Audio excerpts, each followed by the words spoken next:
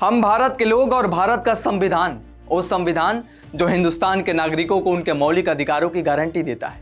वो मौलिक अधिकार जो किसी भी नागरिकों के सर्वांगीण विकास, उनकी गरिमा और स्वतंत्रता के लिए अति आवश्यक है।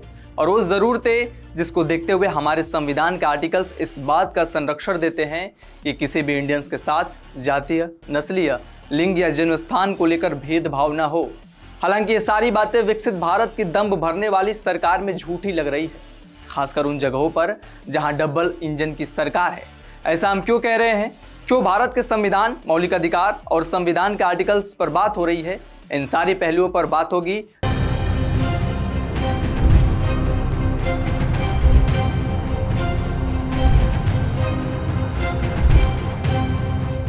नमस्कार, द हिंदी टॉप देख रहे हैं आप और मैं हूं आपके साथ सर्वजीत जायसवाल। एमपी के अमरकंटक में एक छात्र के साथ बेरहमी से मारपीट का मामला सामने आया है।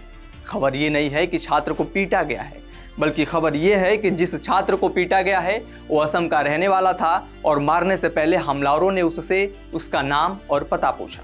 ये पूरी घटना Indira Gandhi national tribal university में घटी, जिसे मारपीट का नहीं बल्कि पढ़ाई का पाठशाला कहा जाता है। दरअसल ये मामला 13 जनवरी की सुबह करीब 4 बजे हुआ, जब असम के छात्र हीरोज ज्योति दास गुरु गोविंद बॉयज हॉस्टल में अपने कमरे के बाहर वॉशरूम के लिए निकले। बाहर कुछ छात्रों ने उनसे उनका नाम और पता पूछा। जैसे ही हीरोज ने बताया कि वे असम के रहने वाले हैं, वैसे उन्हें बुरी तरह से पीटना शुरू कर दिया गया। उस दौरान उनको न केवल पीटा गया बल्कि उन्हें जान से मारने की धमकी भी दी गई। असम के इस घायल छात्र का यूनिवर्सिटी के एक डिस्पेंसरी में इलाज तो हुआ, लेकिन हालत में सुधार न होने की वजह से उन्हें जीपीएम जिला अस्पताल रेफर कर दिया गया। डिस्ट्रिक्ट हॉस्पिटल में पता चला कि हीरोज ज्योति दास को इतनी बेरहमी से पीटा गया है कि उनकी नाक की हड्डी टूट गई है, आंखों में खून जम गया है और शरीर के कई हिस्सों में गंभीर चोटें भी आई है। डबल इंजन सरकार में नस्लीय भेदभाव की घटी ये कोई पहली घटना नहीं है, बल्कि इसके बाद जिस मामले के बारे में हम आपको बताने जा रहे हैं उसे सुनकर आपके रोंगटे खड़े हो जाएंगे। आप सोचने के लिए मजबूर हो जाएंगे कि क्या सच में आज के भारत में भी ऐसा हो रहा है। दरअसल पिछले साल 9 दिसंबर को देहरादून में त्रिपुरा के छात्र एंजल चकमा पर चाकू से हमला किया जाता है। 16 दिनों तक हॉस्पिटल में जिंदगी से जंग लड़ते हुए चकमा दम तोड़ देते हैं।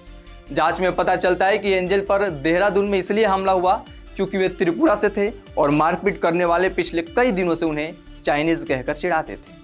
बीबीसी की रिपोर्ट बताती है कि हादसे के वक्त एंजल के साथ उनका छोटा भाई माइकल भी था। माइकल ने बताया कि मारपीट करने वाले उन्हें चिकना, चिंकी, चाइनीज जैसे जाति सूचक शब्दों का इस्तेमाल कर रहे थे। उन्होंने शुरुआत में इन बातों को नजरअंदाज किया, लेकिन बाद में उन्हें गालियां दी जाने लगी। माइकल आगे कहते हैं कि उन्हें जमीन पर गिराकर लातों से मारा गया। एक युवक ने उनके सिर पर हाथ में पहने कड़े से वार किया, जिससे वे बेहोश हो गए। कुछ देर बाद जब उन्हें होश आया तो उनके सिर से खून बह रहा था। शाम करीब 7 बजे एंजल को अस्पताल में भर्ती कराया गया, जहां डॉक्टर्स ने इस बात की पुष्टि की कि एंजल के सिर पर कड़े के साथ चाकू से भी हमला किया गया था। आखिरकार 9 दिसंबर को एंजल को भर्ती तो कराया गया, लेकिन 26 दिसंबर को इलाज के दौरान उनकी मौत हो गई। फिलहाल इन दोनों मामलों में कार्रवाई हुई है, आरोपियों को पकड़ा भी गया है, लेकिन सवाल यह है कि जिस देश में विकसित भारत की बात हो रही है, क्या आज भी हमारे कुछ राज्यों में नस्लीय भेदभाव की जड़ें मौजूद हैं?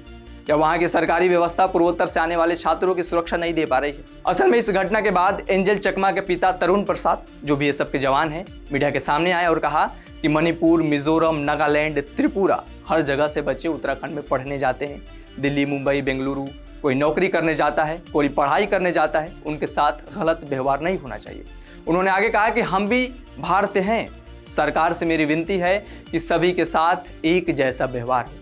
हम लोग नॉर्थ ईस्ट से हैं, इसलिए गलत व्यवहार नहीं होना चाहिए। उत्तराखंड की बीजेपी सरकार से एक पिता ने यह सवाल तो किया, लेकिन इस सवाल और सरकार की कार्रवाई का कुछ असर होता तो शायद अब एक और पूर्वोत्तर के छात्र की पिटाई नहीं होती। अपने बेटे की मौत के बाद एंजल के पिता का एक वाक्य था, हम भी भारतीय हैं।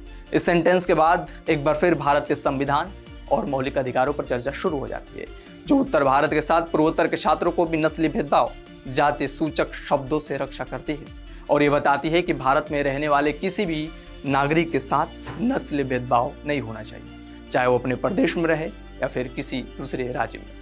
फिलहाल उत्तराखंड के बाद मध्य प्रदेश की डबल इंजन सरकार के राज्य में घटी इस घटना को लेकर आप क्या सोचते हैं?